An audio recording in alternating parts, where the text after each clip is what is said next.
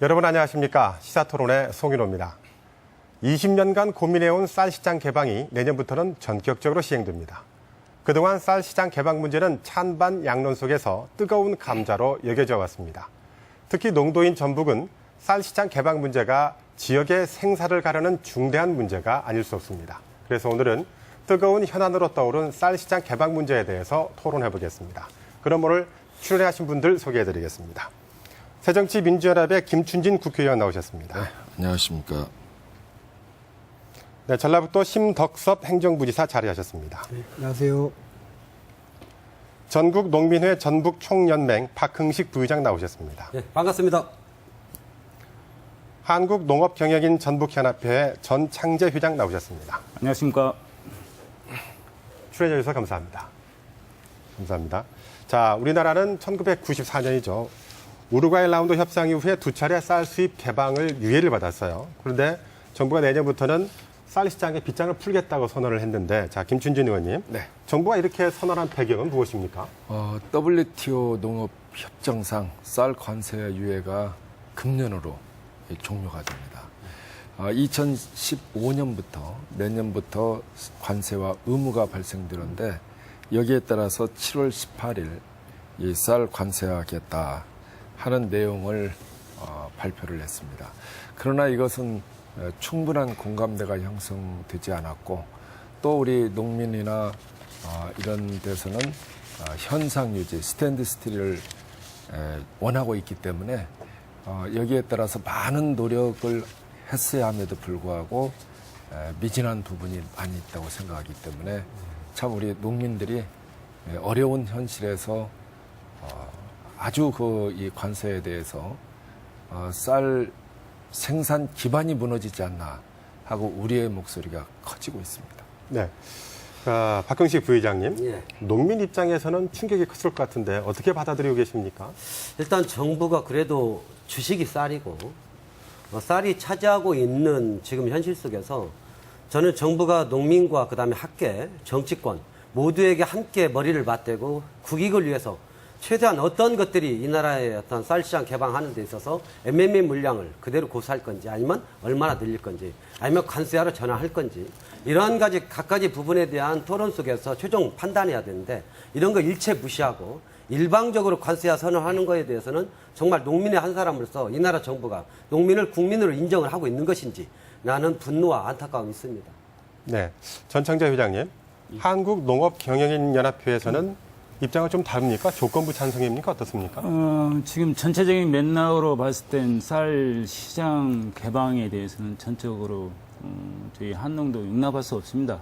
사실 쌀 시장 개방이 그동안 우리 국민들한테 공감대 형성도 되지 않고 선 대책 요건에도 부합되지 않는 상황에서 지금 이등필 농림부 장관께서 기습적으로 쌀 관세화한다는 것은 우리 농민을 두 번 죽이는 꼴이 되고 있습니다. 너무도 안타깝습니다.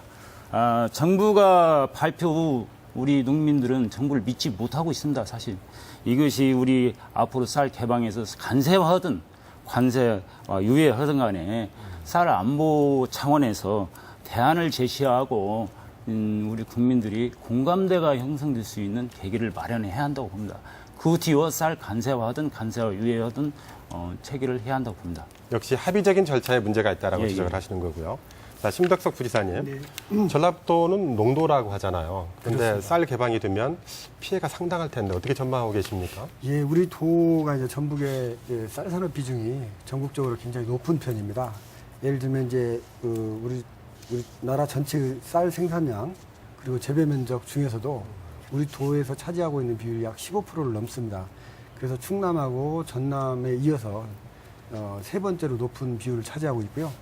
또 이제 우리 전체 이 농가 중에서도 한 50% 이상이 이 쌀 농사에 전념을 하고 있기 때문에 쌀 부분은 굉장히 우리 도 입장에서는 굉장히 의존도가 높은 분야이고 이에 따라서 이 쌀 시장 개방에 대해서는 굉장히 도민들이 관심도가 높고 또 민감도가 높을 뿐만 아니라 이 쌀 시장 개방으로 인해서 생길 수 있는 지역적 영향도 크다고 볼 수 있습니다.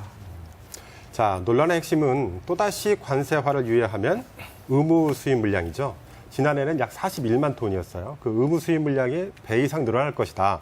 그래서 오히려 쌀값에 악영향을 주기 때문에 관세가 낮다라는 게 정부의 입장인데요. 자, 김춘진 의원님. 네. 국회에서도 이런 주장에 대해서는 동의하십니까? 저는 그 반대 입장을 고수하고 있습니다. 서두에서도 말씀을 드렸지만은 정부가 국제기구와 아직 공식 협상을 시작하지 않고 있는 상태입니다. 우리가 협상도 시작하기 전에 관세하겠다고 입장을 밝히고 들어가는 것은 협상력을 떨어뜨리는 것이다. 이렇게 보기 때문에 저는 정부가 보다 의견 수렴을 더해서 관세화로 갈 건지 아니면은 현상 유지를 할 건지 아니면 TRQ 물량을 늘릴 건지 여기에 따라서 협상을 해서 결정해야 됨에도 불구하고 그러기 전에 이미 정해놓고 하는 것은 올바르지 못하다. 이렇게 봅니다. 첫 번째로는 쌀 생산 기반을 무너지지 않게 어떻게 할 것인가 이러한 대책이 있어야 됩니다. 두 번째로는 우리가 불가피하게 쌀 관세화를 하게 되는 궁지에 몰릴지라도 현상 유지를 위해서 최선의 노력을 다하는 모습을 보여주고 또 그렇게 하는 것이 정부의 도리라고 생각합니다. 네, 자, 전창재 회장님. 자, 이번에는 관세화하지 않는다면 의무 수입 물량이 80만 톤으로 늘어나게 된다는 예측이 있어요. 자, 그렇게 되면 국내 생산량의 20%에 가깝더라고요. 그렇게 되면 쌀값 붕괴가 일어나지 않을까라는 걱정되는데 이 부분 어떻게 생각하십니까? 네, 맞습니다. 쌀값 악영이 준다는 부분에 동감합니다. 사실 80만 톤이란 것은 40kg 포대 2천만 포대에 해당 물량입니다. 어마어마한 물량입니다, 이게.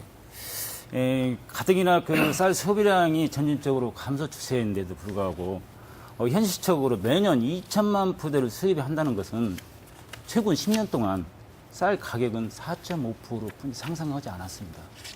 그 생산비는 36.5% 상승했습니다. 쌀 농가 소득이 그동안 줄어든 것입니다, 이게. 그런데도 불구하고 정부는 다시 올해까지 41만 톤을 의무 물량을 수입했지 않습니까? 여기에 대해서도 상당히 정부에서 미흡한 점이 있습니다. 41만 톤에 대한 수입 물량을 후수 조치로서 해외 원조나 대북 지원 등 권리 의무를 확보를 해야 한데도 불구하고 국내 쌀 보존 정책을 취하지 않고 또 80만 톤을 유예기간을 한다는 것은 이건 쌀을 포기하라는 거랑 똑같습니다. 그래서 이 정부는 과연 쌀 80만 톤 유예 정책을 취한다면은 우리 전라북도 농도로서 쌀을 포기해야 한다는 결과뿐이 안 나오고 있습니다. 예, 자, 그런데, 자, 박경식 부회장님, 조금 전에 전 회장님 말씀을 들어보셨는데, 80만 톤으로 꼭 늘려야 되느냐라는 주장도 있더라고요. 농민 입장에서 어떻습니까? 이제 정부가 필리핀을 예를 들어서 네. 필리핀 지금 현재 40만 톤에서 80만 톤 넘게 지금 수입 예매 물량을 5년간 유예를 받아서 웨이버를 신청해가지고 받아들여서 5년 동안 받아줬는데 문제는 우리가 95년도부터 2004년까지 1에서 4%까지 우리 소비량이 1에서 4%까지 허용을 했고 2004년도에는 이후에 해마다 2만 톤씩 늘려갖고 지금 40만 8,700톤을 수입을 합니다. 문제는 이게 80만 톤이라는 것들은 아무런 근거가 없습니다. 정부가 흘린 얘기죠. 그러나 실제 우리의 어떤 소비량에 지금 8%까지 개방이 되고 있는데 80만 톤 한다면 전라북도 생산량이 68만 톤입니다. 전라북도 전체 생산량에 맞먹는 그 배로 넘는 80만 톤을 수입한다는 것은 있을 수 없는 겁니다. 그 어느 나라가 그렇게 수입을 하겠습니까? 그리고 협상에서 그걸 제시했을 때 각 나라가 80만 톤 유혹하는 나라가 있을 거라고 봅니다. 저는 아니라고 봅니다. 결국에 쌀은 미국하고 중국하고 두 나라하고 협상이에요. 그러면 우리가 어떻게 하겠다. MMA 물량을 지금 현재 40만 8,700톤 이상 개방하지 못한다, 우리는. 지금 현재 식량 자급률도 떨어지고 쌀이 가지고 있는 우리 주식인 만큼 우리는 못한다. 라고 협상을 우리가 공을 던지면 되는 문제입니다. 그리고 미국과 중국, 그 다음에 필리핀 각 나라와 협상을 하면서 끄는 겁니다. 1년이 됐든 4년이 됐든 우리는 더 이상 개방 못한다. 지금 현실적으로 이런 문제다.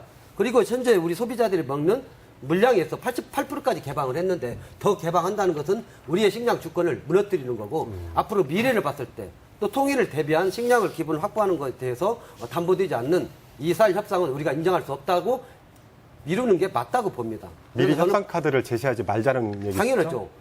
지금 관세화 철폐하겠다고 미리 관세화로 가겠다고 얘기하는 것 자체는 협상을 포기한 겁니다. 저희가 봤을 때는.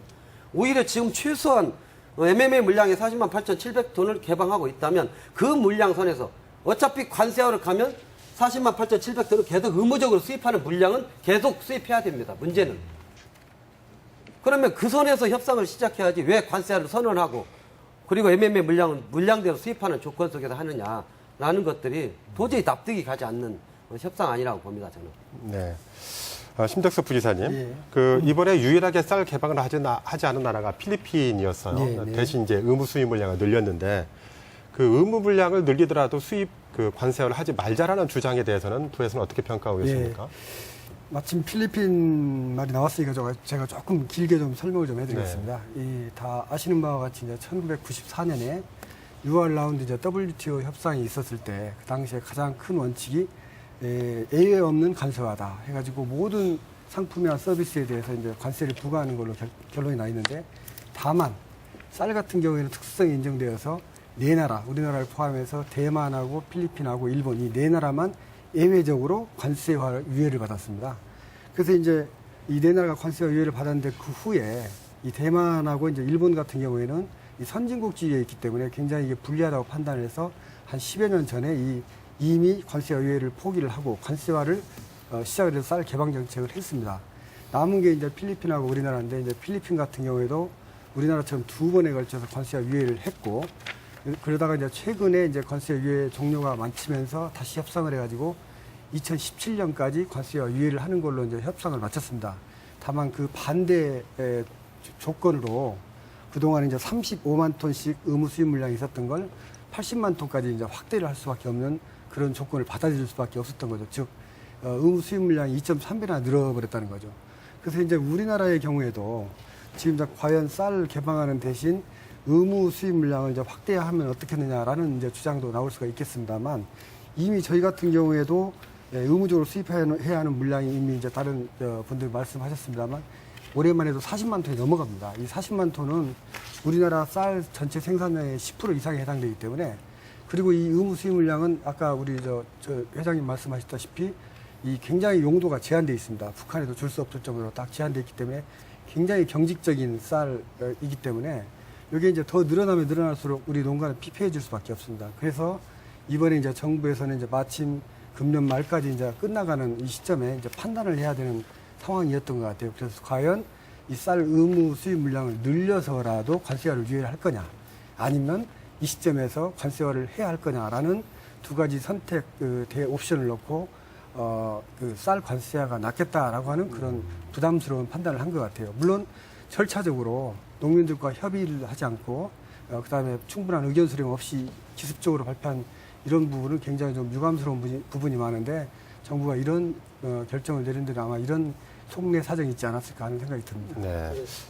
근데 지금 필리핀 예를 정부가 얘기하면서 실제 이제 40만 톤에서 80만 톤은 2배가 늘어난 걸 가지고만 얘기하거든요. 문제는 필리핀은 2010년 같은 경우는 245만 톤을 수입할 수밖에 없는 나라입니다. 원래 산모작으로 수출한 나라가 쌀시장 개방과 태풍 여러 가지 자연재해를 해서 그 다음에 필리핀이라든가 아니 다른 베트남이나 쌀 가격 차이 때문에 결국에는 쌀이 수입국가 전 세계 1위입니다. 수입국가. 그러면 기본적으로 부족한 것이 100만 톤입니다. MMA 물량 87만 톤은 이미 수입하지 말아도 수입해야 되는 게 필리핀의 현실입니다. 그래서 필리핀은 이걸 관련해서 농관련 단체가 협상 대표로 필리핀에서 인정을 해줬습니다. 그래서 실제 농민과 그 다음에 정부가 최소한 노력해서 웨이버 신청을 했는데 오히려 웨이버를 받아들였죠. 각 국가가. 오히려 필리핀에서는 웨이버 신청해도 이거 안 받아들일 거라 판단을 했을 때입니다. 협상할 때. 그 농민단체 대표가 하는 얘기입니다. 그래서 그런데도 웨이버를 받아들여서 다행히 필리핀은 최고의 협상을 한 거죠. 그래서 80만 톤, 2.3배를 추가 수입을 하지만 5년 동안에 웨이버 신청한 것을 받아들여서 연장이 됐던 거죠. 그래도 우리하고는 틀린 거죠. 우리하고 상황이 다르다는 말씀이시고요. 네. 자, 김준진 의원님. 이미 일찌감치 관세화로 돌아선 나라가 일본과 대만이죠. 그렇습니다. 그 나라의 현실은 또 어떻습니까? 이제 일본 같은 경우는 1999년 4월에 관세화를 시행했어요. 그래서 처음에 개도국과 선진국의 이 관세화를 하지 않았을 때 의무 수립 물량에 대한 이 기준이 달랐었습니다. 그래서 선진국은 보다 많은 물량을 수입해야만이 웨이버를 받을 수가 있고 또 개도국은 그만큼 이 작은 물량을 더 수입해도 유예를 받을 수 있었기 때문에 일본은 1999년에 이미 이제 관세화를 했었는데 그 당시에 86년에서 88년 소비량의 이제 4%에서 8%까지 이제 TRQ 물량을 이제 증량한 상태였죠. 그래서 1066%의 이제 관세화를 했고, 또 대만 같은 경우는 WTO 2002년에 가입 시 1년간 쌀 관세와 유예를 받았어요. 그래서 90년에서 92년 소비량의 8% TRQ 의무 수입과 함께 563%의 고관세율을 적용하는 이러한 전략으로 이제 바뀐 거죠. 그러나 우리나라의 현실하고 다른 나라의 현실하고는 다릅니다. 왜 다르냐면 우리는 곡물의 자급률이 22.6%입니다. 바로 거의 78% 가까이 되는 이 곡물을 미국에서 이미 수입하고 있습니다. 단 여기에 하나 그래도 이 수입이 작은 이 품목이 쌀뿐입니다. 거죠. 그래서 우리의 이러한 현실을 이 각국에 호소를 하고 이런다면은 저는 오히려 유예도 받을 수 있다. WTO 회원국의 4분의 3 이상의 이제 동의가 필요하죠. 이 의무 면제를 받으려면은. 그래서 저는 이러한 노력을 끊임없이 한 다음에 나중에 불가능하면은 그때 다시 농민단체나 우리 농민들께 호소도 하고 같이 머리를 맞대고 해결 방법을 찾아가는 것이 옳다. 그런데 정부가 작년 이미 오래전부터 딱 정해놓고 하는 것은 그것은 협의도 아니고 소통도 아니고 네. 일방적인 통보라고밖에 볼 수가 없습니다. 자, 그렇다면요. 일본과 대만의 경우를 보면 일본은 개방한 지 15년이 넘었는데 그 일본이 400톤 정도밖에 수입을 안 해요. 대만은 한 500톤 정도. 그다음에 우리도 관세화를 하면 40만 톤이 의무 수입 물량인데 400톤과 500톤으로 준다면 그게 더 낫지 않겠느냐라는 주장도 있는데 그건 어떻게 되는 겁니까? 들을 수가 없는 거죠. 이미 왜요? 의무 도입량 40만 8,700톤은 계속 수입을 해야 됩니다. 문제는 여기서 일본하고 우리하고 차이점은 뭐군요. 일본은 선진국 지위를 인정받기 때문에 오히려 개방을 한 겁니다. 우리는 개도국 지위를 인정받았기 때문에 지금이라도 아직까지 버티고 있는 겁니다. 문제는 우리가 관세화로 가겠다고 하는 것은 개도국 지위를 포기하겠다는 것과 똑같습니다. 제가 봤을 때는. 제일 불안한 건 그겁니다. 그러면 선진국 지위를 인정을 받았다면 지금 현재 우리가 수입하고 있는 40만 8,700톤 위에 만약 선진국 지위를 인정받을 수밖에 없는 상황이 된다면 20만 톤 더 추가로 매입을 할 수밖에 없는 조건이 국제 무대입니다.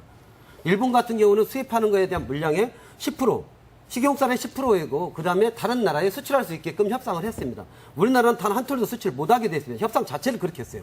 국내에서만 소비해야 돼요. 그리고 식용쌀도 10%에서 30%까지 개방을 했습니다. 지금 마트에 가보십시오. 쌀을. 지금 우리 소비자들이 먹는 쌀 보면은 일반적으로 쌀 포기에는 그럴싸하게 써 있습니다. 문제는 뒤에 표기를 보십시오. 미국 칼로쌀 95%에 국산 찹쌀 5% 섞인 쌀이 지금 현재 유통되고 있고 법적으로 허용되고 있습니다. 잡곡의 경우 그렇죠. 잡곡의 경우. 쌀 관련해서 쌀만 보더라도 그렇게 되면 이미 미국산 식용쌀이 국내 쌀하고 혼합이 돼가지고 판매되는 것들이 굉장히 유통이 심하게 되고 있는 것에 대한 지금 현재 쌀 가격이 역마진 현상이 바로 이런 현상이 일어나기 때문에 앞으로 더욱더 늘어나면 늘어났지 MMA 물량은 이게 더 심각한 문제인 거죠. 자, 알겠습니다. 자, 그렇다면 다음 주제로 넘어가서요. 관세화가 쌀시장 개발에 대안이 될 것인가에 대해서 논의 이어가도록 하죠. 자, 내년부터는 누구나 관세만 내면 자유롭게 쌀을 수입할 수 있게 되는 셈인데요. 자, 무차별 수입을 높은 관세로 막겠다는 게 정부의 입장인데, 김춘진 의원님. 그런데 제일 중요한 게 관세율이 발표가 돼야 되는데 정부가 관세에 대해서는 또 발표를 안 하고 있어요. 왜 그것은 그렇습니까? 이제 86년에서 88년 동안에 쌀 국내 가격과 수입 가격의 그 차이 거의 10%를 감안 가격을 정하고 있는 그 당시에 우리나라가 쌀 수입을 안 했어요. 그래서 이제 인접 국가 일본이나 대만이나 이런 사례를 원용해서 이 관세율을 정해야 됩니다. 거기에 비하면은 이제 대부분 지금 한 300에서 400% 사이가 될 거라고 이렇게 예측을 하고 있어요. 그러나 저는 이 쌀 관세율이 어느 정도 이렇게 정해지는 것은 이 선진국의 압력에 의해서 쌀 관세율이 앞으로 가면은 낮아질 수밖에 없다. 그리고 정부에서 쌀이 긴급하게 많이 수입이 될 때는 뭐 특별 관세를 부과하겠다 이런 대책을 발표했지만은 저는 그런 관세는 이미 효과가 없다고 봅니다. 우리가 몇 년 전에 마늘이 많이 수입이 돼가지고 중국에서 수입하는 마늘에 대해서 관세율을 높이 부과를 했어요. 중국에서 어떻게 나왔겠습니까? 우리나라에서 수출하는 전자제품이라든가 이런 우리 상품에 대해서 고일의 관세율을 보복적으로 또 부과를 했습니다. 그래서 결국에 유야무야 되고 말았지 않습니까? 이것은 국제적으로 이런 사례들이 많이 있습니다. 그래서 상호 다른 나라에서도 우리가 특별하게 쌀에 대해서 관세율을 많이 부과를 할 때, 특별하게 부과할 때는 다른 나라도 우리 상품에 부과하기 때문에 특별히 부과하는 관세는 저는 효율성이 떨어진다. 네. 이렇게 봅니다. 그렇습니다. 자, 전창재 의장님, 그 쌀 관세화가 예. 대안이 될 수 있다고 보십니까? 분명히 관세와는 최선의 방법이 아니라고 저희도 생각하고 있습니다, 사실은요. 이 부분에 있어도 아까 김천중 의원님께서 말씀하셨다시피 관세를 500% 됐든 300%는 정부에서 정한답들 FTA나 TPP 협상에서 미국이나 중국에서 예를 들어서 쌀 관세를 협상에서 150% 낮추라 하면 정부에서는 시장 경제 원리로 낮출 수뿐이 없습니다, 사실. 이게 지금 국민들과 약속이 안 된 상태에서 관세를 한다는 자체는 이건 잘못됐다고 봅니다. 그리고 이런 부분에서 정부가 할 역할은 사실 그렇습니다.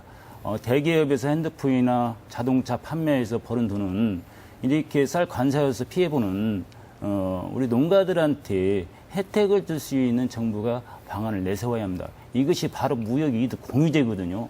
정부가 할 일은 이 무역이익 공유제를 실시해서 실질적으로 대기업이 돈 버는 거에 대해서 우리 농가들이 피해본 농가들한테 혜택을 줘야만이 이 관세와 같은 관세율이든 간에 우리 공감대가 형성되지 않냐 그런 생각하고 네. 있습니다. 박형식 부의장님, 전국 농민의 입장은 어떻습니까? 관세화에 대해서? 관세화로 하는 것은 지금 이제 완전히 개방을 한다는 거잖아요. 문제는 개방을 한다는 것은 우리가 개도국 지위를 인정하지 않고 개도국 지위 인정받는 거에 대해서 앞서 얘기했듯이 선진국 지위로 가겠다는 겁니다. 문제는 이 지금 현재 중국과 FTA를 체결하고 있고 그 다음에 TPP 환태평양 경제협력회가 우리가 같이 협상에 임하겠다고 했답니다. 근데 지금 일본을 경우를 우리가 꼭 지켜봐야 되는데 일본이 지금 TPP 협상에서 미국과 협상에서 제일로 붙고 있는 게 이게 5가지 품목에 대해서 관세 철폐를 하지 않겠다는 겁니다. 특히 쌀 같은 경우는 미국에서 요구하는 것은 유전자 조작에 관련된 감사를 거기에 따른 감사를 하지 않도록 요구하고 있습니다. 미국에서 오히려. 그래서 유전자 조작된 쌀을 일본에 수출하는 거에 대해서 인정해달라는 거거든요. 미국은 결론은. 결국에 이것은 우리하고 입맛에 맞는 중국과 미국인데 저는 중국도 자국의 농업을 보호하기 위해서 굉장히 철저하게 지금 한중 FTA 진행되지만 오히려 자국의 농업을 보호하기 위해서 빗장을 철저하게 닫고 있는 게 중국이라고 봅니다. 문제는 미국입니다. 미국이 과연 이 관세율 관련해서 인정할 것이냐. 지금 현재 우리가 중국하고 지금 그 86년도, 88년도 가격을 했을 때 최고 마지노선이 경제단체에서 나온 얘기를 보면 510%까지 적용할 수 있다 이겁니다. 근데 정부가 300%에서 500%를 이렇게 늘려놨어요. 이게 걸어놨습니다. 결국에 300%도 할 수 있고 500%도 할 수 있다는 거거든요. 아니면 처음부터 정부가 510% 왜 고수하겠다고 나오는 것하고 300%에서 500%가 하겠다는 건 천지 차이입니다. 네. 그래서 그런 문제가 과연 이 관세율 관련해서 500%를 인정받을 수 있냐? 저는 지금의 협상에서 만약에 진행됐을 때는 받을 수 있지만 앞으로 향후 5년에서 10년 안에는 무너질 수밖에 없고 결국에는 관세는 내려갈 수밖에 없던 게 현실이라는 거죠. 자, 그렇다면은 선택이 관세화든 수입 유예든 두 가지라면은 그 두 가지의 장단점이 있을 거란 말이죠. 네. 어떤 게 더 낫다고 보십니까? 쌀은 단순하게 농민의 문제가 아닙니다. 이게 식량 주권의 문제고 국가 안보 차원에서 지켜져야 될 문제입니다. 그래서 쌀이 수입되는 물량을 최소화하는 게 이게 모든 협상의 중심이 돼야 됩니다. 그리고 쌀은 예의로 받을 수 있는 우리 한반도 지금 분단 국가에서 가지고 있는, 그리고 우리가 주식인 쌀과 그다음에 우리 생산량과 차이했을 때 쌀이 가지고 있는 의미는 우리가 개방하지 않는 거에 대해서 협상을 국제적 무대에서 얼마든지 할 수 있습니다. 개도국 지위를 인정받으면서 미국과의 협상이지 다른 나라 아닙니다. 그럼 미국하고 우리가 주권 행사를 할 수 있냐? 없기 때문에 이동필 장관이 선전포고 한 거거든요. 제가 봤을 때는 이미 미국하고는 협상이 진행됐겠다. 이미 진행된 거 아니냐. 그리고 이 총대를 이동필 장관이 매는 거 아니냐. 이랬을 때 오히려 농민부자는 지금 현재 우리 자금률이 쌀을 빼면 4%밖에 안 되는데 또 김춘지 의원님이 얘기했잖아요. 지금 현재 자금률이 22.6%밖에 안 된다고. 결국에 쌀까지 무너졌을 때는 이미 우리의 모든 식량에 있어서는 식민지 국가로 전락할 수밖에 없는데 밀가루 무너지는 쌀 무너지는 것은 시간 문제다고 보는 거예요. 네. 전창재 회장님, 한농연에서 보는 이해득실은 무엇입니까? 우리 농업인 입장으로서는 참 관세하든 관세 이외하든 얻는 것은 없고 잃는 것만 사실 있습니다. 사실 생명산업인 우리 농업이 시장 경제 논리에 봉착해 왔습니다. 그동안 이명박 정부 시절 때부터 우리 농업은 파탄의 일을 지경이 왔습니다. 우리 박근혜 대통령께서 지금 대통령 되기 전에 직접 하시는 말씀이 있습니다. 농업은 직접 챙기겠다. 이 정치권에서 약속을 지금 안 지키고 있습니다. 그래서 이런 것도 문제가 있고 사실 그렇습니다. 현 정부가 그동안의 FTA 체결 이후 우리 농민들한테 한 번이라도 대안 제시한 적도 없습니다. 이 부분도 상당히 잘못되어 가고 있다고 봅니다. 개방 일본대 농정 철학에서 꼭 우리 쌀 관세를 하든 관세 유예하든 간에 선 대책을 마련한 뒤에 이 정부가 해야지 대책도 마련을 하지도 않고 이렇게 농정을 개혁한다는 것은 우리 농민들을 상당히 가슴 아프게 한다고 봅니다. 네. 심덕석 부이사님, 뭐 쌀 개방이라는 게 무슨 단순한 공산품이 아니지 않습니까? 그렇습니다. 거기에는 뭐 정치적 문화적 배경도 있을 텐데 관세화 말고 취할 수 있는 방법은 무엇이 있을까요?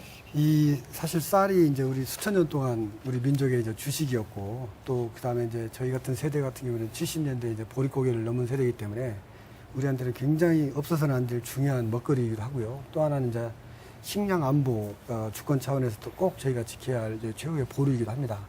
다만 이제 이 쌀을 이제 다른 나라와 협상을 할 때 이 관세화도 하지 않고 그다음 현행 의무 수입 물량도 그냥 그대로 지키면서 협상이 되면 가장 바람직하겠습니다만 둘 중에 이제 하나를 선택하라고 했을 경우에 이 경우에는 어떤 게 우리 국가를 위해서 그다음에 농민을 위해서 하는 그 좋은 것인지를 판단해야 하는 이제 정책적 판단 사안입니다. 그래서 그 과정에서 사실 좀 많은 농민들 그다음에 많은 지역과 좀 소통을 하고 의견 수렴을 좀 거쳐서 충분히 공감대가 형성된 상태에서 의사결정이 나왔으면 좋았을 텐데 이번에 이제 관세와 방침이 발표가 된 게 그런 좀 절차상에 좀 아쉬움이 많이 남아있다는 말씀을 드립니다. 김진준 의원님, 어떻게 하면 좀 바보 같은 질문이긴 한데 뾰족한 방법이 없겠습니까? 저는 이 정부에서 이 관세화로 갈 건지 아니면은 현상 유지 스탠드 스틸로 갈 건지 아니면 우리 이 관세화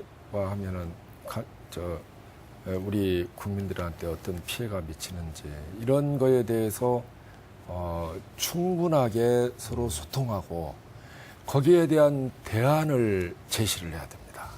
그런데 정부가 신뢰받지 못하기 때문에 이렇게 관세화를 발표한 것 같습니다. 이렇게 되면은 협상력도 굉장히 저는 떨어진다고 봅니다.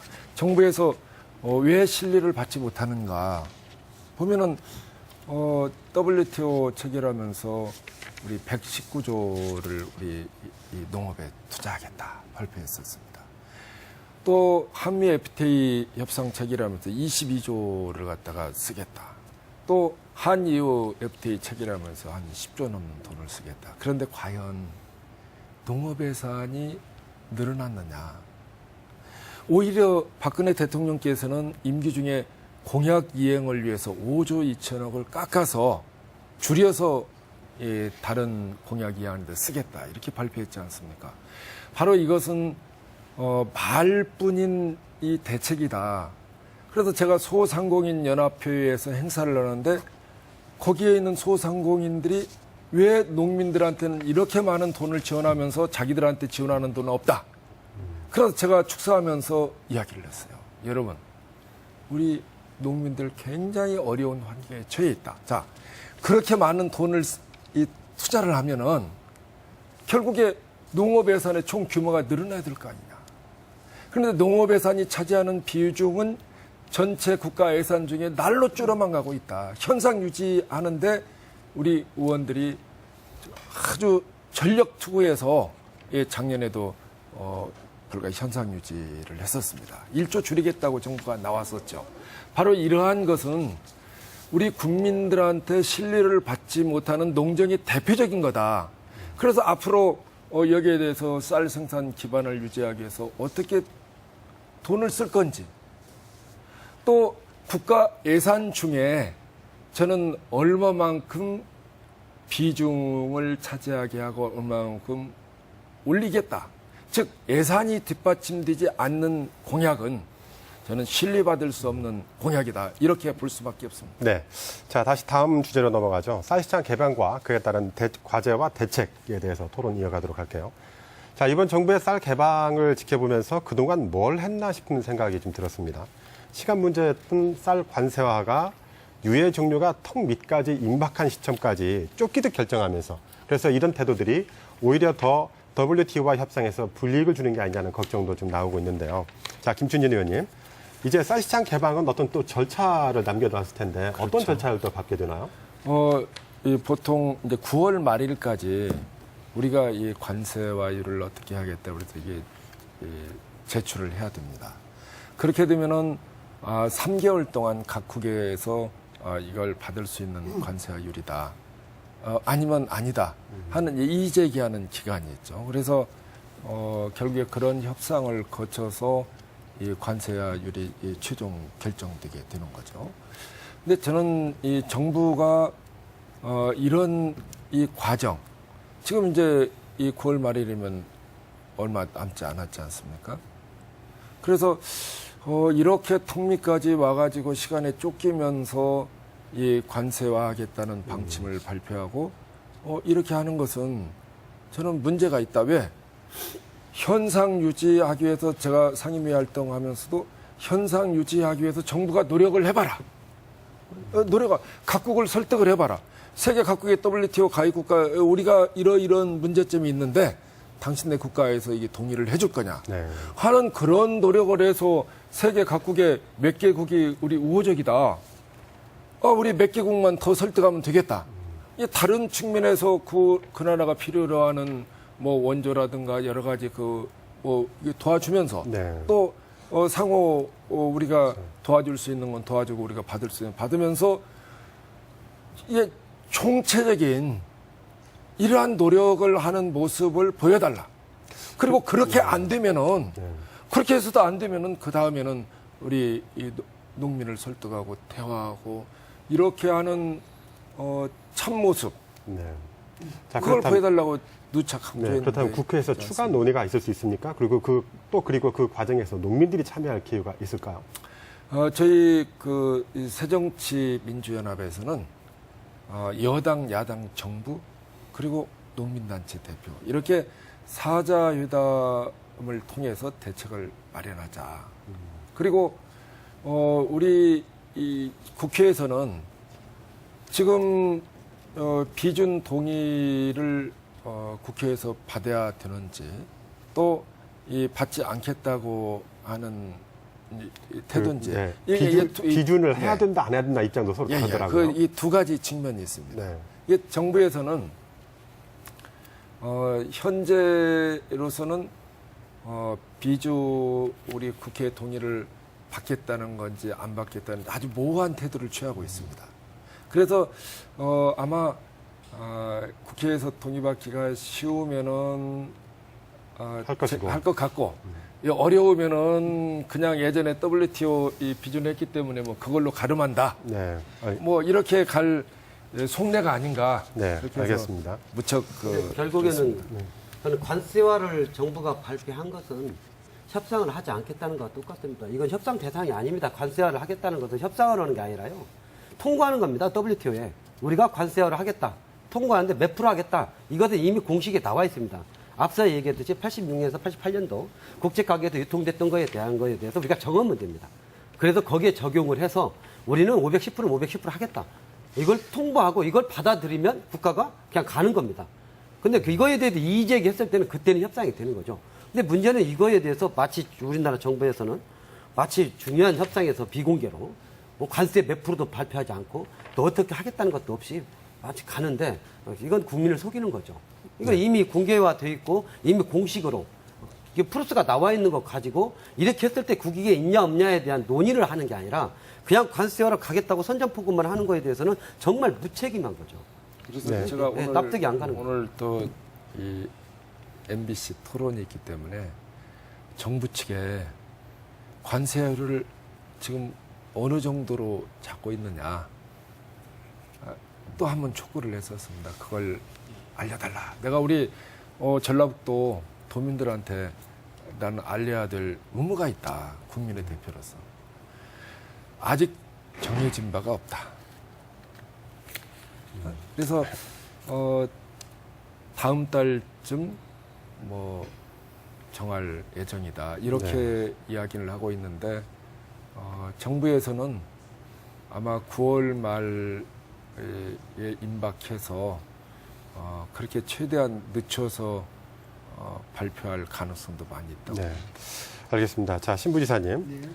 전라북도 차원의 대책도 매우 중요하다고 보여지는데 어떻게 방향을 잡고 계십니까? 이 이제 쌀 산업 같은 경우에는 이제 다른 산업하고는 또 달라서요. 국가 차원의 대책이 제일 중요합니다. 그래서 이제 국가 차원에서 어떤 식의 대책이 나올 건지 그거에 따라서 저희 전라북도 차원의 이제 보완적 그다음에 추가적인 쌀 산업 발전 대책을 이제 제시할 계획입니다만 현재까지 이제 저희가 이제 정부 대책과 연계해서 우리 도에서 이제 검토할 수 있는 대책들은 크게 세 가지 방향인데요.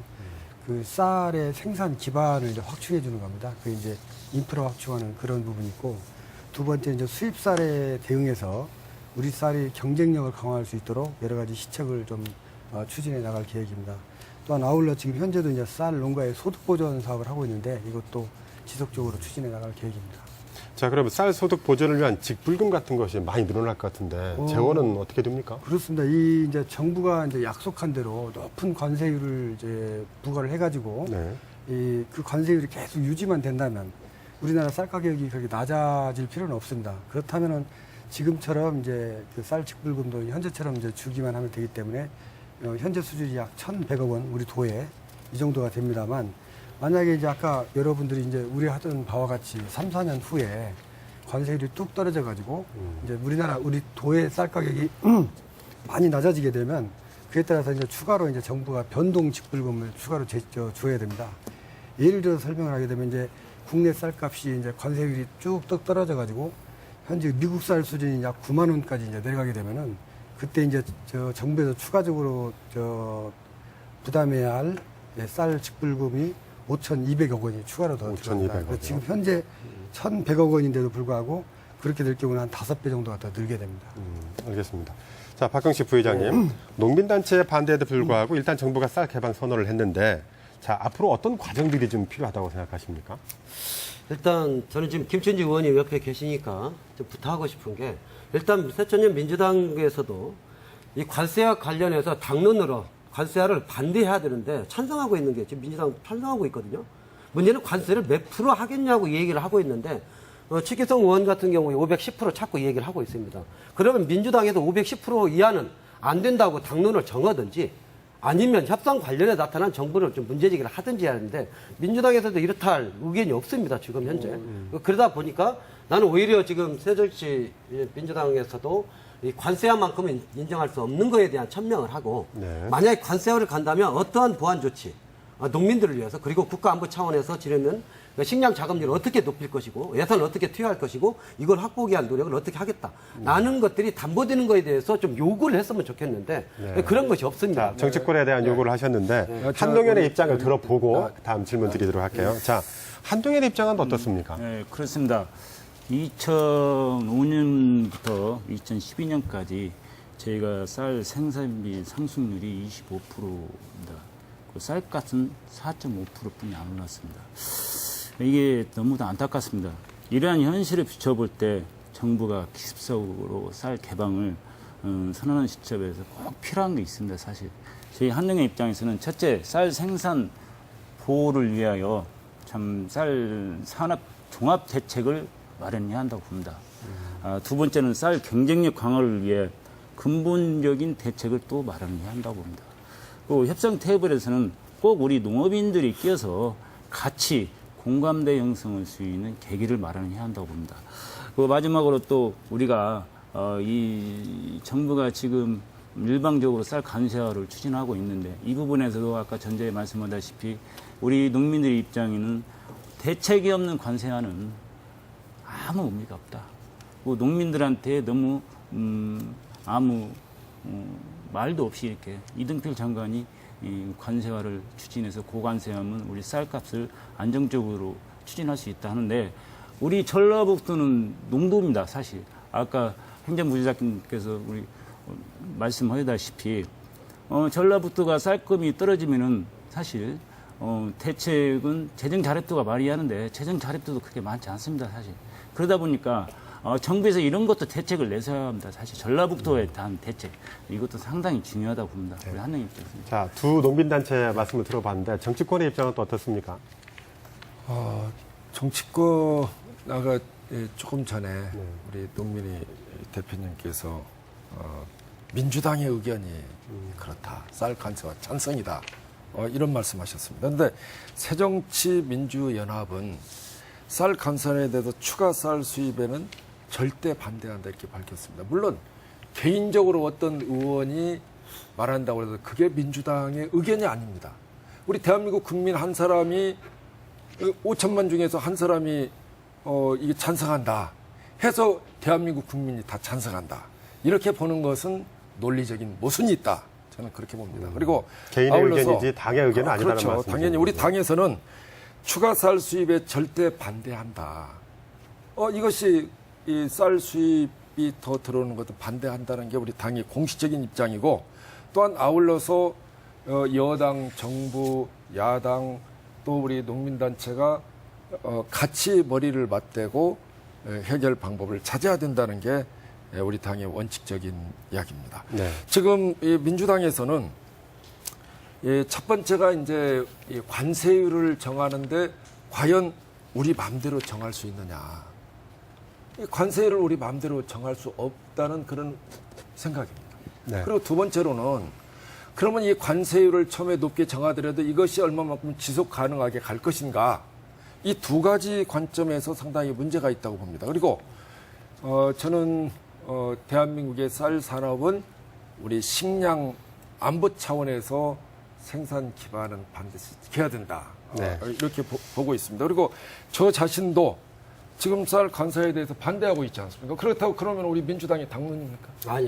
자, 제가 자, 이야기, 네. 잠깐요. 이 문제에 대해서는 지금 현재 이야기하는 부분에 저는 동의합니다. 민주당에서 더 이상 추가 개방은 안 된다고 하는 것에 대해서 저 알고 있습니다. 문제는 이걸 막기 위한 행동이 중요한 거예요. 새정치민주연합에서 정말 이 쌀을 보는 관점이 정부가 개방하고 않고의 문제가 아니라 국가적인 문제라 봤을 때 국민과 소통하고 국민과 함께 힘을 가지고 정부를 압박하는 어떤 노력이 있어야 된다고 저는 보는 측면에서 얘기하는 겁니다. 최소한 이야기로서 얼마든지 당론으로 하던 우리는 개방하면 안 된다 얼마든지 100번 얘기할 수 있죠. 문제는 국민들과 함께하는 부분과 그리고 이 개방했을 때 나타나는 우리 민족의 문제 이런 것들을 같이 소통하고 다양한 측면에서 이 부분에 대해서 국민들과 소통하면서 정부를 압박해서 개방하지 못하게 하는 것들이 그게 담보되지 않는 것은 의미가 없다는 거죠. 그걸 요구하는 거죠. 자, 한동현 입장은 또 어떻습니까? 저 주장에 대해서는 민주당과 정치권이 행동으로 좀 보여달라고 주장을 하셨는데 지금 아까 김친일 의원께서 말씀하셨듯이 개인적인 표현을 가지고 당 전체로 한다는 것은 표현 모습이 잘못됐고요. 사실 당론은 정해야 사실. 당론은 정해서. 당론을 정해달라, 확실한 당론을. 네, 알겠습니다. 어느덧 토론 마무리할 시간이 된 것 같아서요. 마무리 발언 부탁드리겠습니다. 먼저 김춘준 의원님. 우선 정부가 우리 농민들한테 신뢰를 얻어야 됩니다. 관세와의 불가피성을 홍보하기 전에 우리 쌀 생산 기반을 어떻게 보호할 수 있을 것인가. 여기에 총력을 기울여야 됩니다.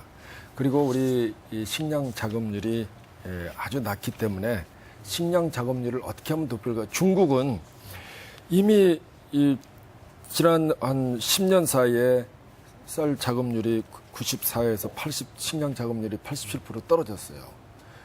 그래서 아예 그 6대 이 경제 산업으로 지켜야 될 걸로 중국에서 전인대 정했지 않습니까? 그만큼 우리도 쌀 산업, 식량 산업은 우리가 반드시 지켜야 될 산업이다 이렇게 봅니다. 네, 감사합니다. 자, 심덕섭 부기사님. 우리 도와 그리고 농업인 모두의 바람과 목표는 똑같다고 생각을 합니다. 수입쌀을 최소화해서 우리의 쌀 산업을 보호를 하고 발전시켜야 한다는 점인데요. 그래서 앞으로 이제 관세화 문제가 어떻게 결론이 날지 모르겠습니다만 관세화가 혹시 불가피하다 하더라도 저희 이제 국내 쌀을 확실하게 지켜낼 수 있도록 높은 관세율을 설정하고 또 FTA 등 이런 개별 협상에서 절대 양보하지 않겠다는 정부의 약속이 반드시 지켜지도록 농가의 편에 서서 함께 노력하고 대처해 나갈 계획입니다. 또한 정부의 대책뿐만 아니라 우리 도 차원의 특단의 별도의 대책을 만들어서 우리의 쌀을 지키고 경쟁력을 강화시키도록 노력하겠습니다. 네, 알겠습니다. 박흥식 부회장님. 예. 일단 그 지금의 식량 문제는 단순하게 농민의 문제가 아니라 전 국민의 문제고 국가적인 문제로 접근을 했으면 좋겠고요. 그래서 실제 농민들의 소득을 보장할 수 있는 것들은 법적으로 제도적 보완 장치가 필요하다. 그래서 예를 들어서 지금 농산물 쌀을 비롯한 모든 농산물 가격이 지금 폭락하고 있습니다. 마늘, 양파, 할 것 없이 감자 모든 게 폭락하고 있는 최저가격 보장 조례를 정해서 예산을 편성해서 기본적으로 생산비에 미치지 못하는 가격에 대한 보장이 됐을 때 농민들이 그나마 농사 지을 수 있는 겁니다. 그리고 또한 쌀 문제도 역시 국가에서 변동형 지불금 관련해서 목표 가격을 실제적인 생산비에 맞는 목표 가격이 될 수 있도록 나는 정부 차원에서 노력해야 된다. 그래서 최소한 23만 원대가 보장됐을 때 관세 300%면 23만 원대입니다. 만약에 300% 결정된다면 우리 생산비에 미치는 가격이 수입되는 거나 마찬가지입니다. 이건 정말 심각한 문제라고 봅니다. 그런 측면에서 역대 모든 가격에 비해서 쌀 가격이 워낙에 낮기 때문에 실제 관세율을 이걸 적용한다고 하지만 실제 가격은 생산비도 못 미치고 있는 속에서 적자로 농사 짓고 있는 게 현실입니다. 이 속에서 더 추가 개방은 있을 수 없는 것이고 네. 그래서 제도적이나 도나 정치권에서 농업의 문제 그리고 국가적인 식량 주권의 문제로 접근해서 이걸 막아주고 그다음에 지혜를 모아서 미래 지향적인 농업이 될 수 있도록 부탁드리는 겁니다. 네, 자 마지막으로 전창재 회장님. 예, 지난 7월 18일 정부가 기습적으로 쌀 관세 발표 농가들은 가슴이 멍들어가고 있습니다. 사실 너무도 가슴 아픕니다. 그동안 박근혜 정부를 지켜와봤지만 한미 FTA, 호주, 캐나다, 체계류, 우리 축산농가, 한우농가가 붕괴되어가고 있습니다. 사실 이 정부가 이것도 대책을 내세우지 않고 있습니다. 너무도 안타깝습니다. 이런 와중에 다시 또 쌀 관세화를 추진하면서 우리 농민들을 가슴 아프게 한다는 자체는 우리 농업에 대한 자체를 정부가 포기한다는 거나 똑같습니다. 그래서 이번에 문제를 해결하기 위해서는 생명산업 농업을 살리기 위해서는 저는 이런 생각을 합니다. 농업이 살아야 나라가 삽니다, 사실. 농업이 죽으면 이 나라가 죽습니다. 이 농업을 살림으로써 우리 전라북도 삽니다. 그래서 우리 스스로 농민들도 개혁하고 정부 차원에서도 뭔가 좀 개혁을 보여줘야 한다고 봅니다. 네, 감사합니다. 자, 시청자 여러분 어떻게 보셨습니까? 오늘 시사토론에서는 정부의 쌀시장 개방 선언에 따른 사회적인 논란에 대해서 살펴보고 그 대책을 논의해봤습니다. 20년 동안 미뤄오던 숙제를 막바지에 그것도 벼락치기식으로 밀어붙이는 졸속을 범해서는 안 될 것입니다.